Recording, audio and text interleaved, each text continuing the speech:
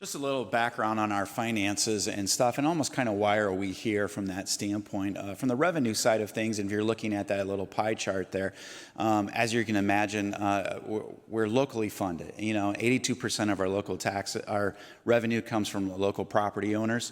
The nice thing about that is when you pay the property tax, it comes to us. It doesn't go, for example, when you pay, just like local income tax for the city of Dublin, it comes to the city of Dublin.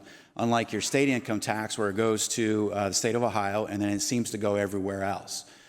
For example, of that 15%, 9% is actually part of the formula funding, and we get approximately 13 cents for every dollar that our residents send in state income tax back to this district, while the statewide average is probably around 85 cents. So as you can imagine, we have to come back to local taxpayers every so often to ask for revenue increases. And while that's good in the sense that it comes back to us from that standpoint, and also it gives that accountability that our taxpayers do it. So we want to make sure that we're good stewards of our tax dollars. We've had clean audits for a very long time, many reporting awards through GFOA.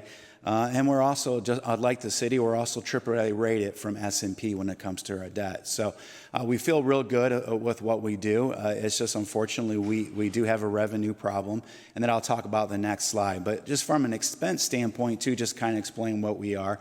We're a service industry. 85% are salaries and benefits.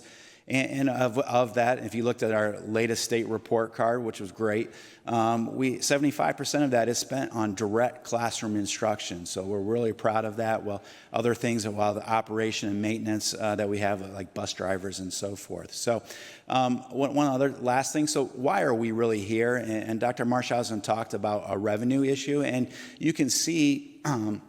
Especially since when we talk about we'll only ever raise $34.2 million, you see our revenue line there, and the blue line is just flat as it goes along over time. And as everyone knows, through whether it's increased enrollment, additional needs of our students as we added staff, as you know, we're staff dependent, expenses have gone up over time, over then, but yet our funding stays flat. So we do have to come back to the taxpayers. So one thing that we're definitely talking about too is if we don't pass this time, as you can see as we head into fiscal year 26, and our fiscal year runs from a July 1 to June 30th basis, that we'll have a forecasted deficit in fiscal year 26. And so a lot of the things Dr. Marshausen is going to talk about later is if it's accepted or rejected, is we want to make sure that we have a positive cash balance as we go into 27. As you know, unlike the federal government, we can't operate and be in the red and be in a deficit cash balance. So we'll have to, if it's rejected, we'll have to do some reductions that get us one more year of fiscal solvency.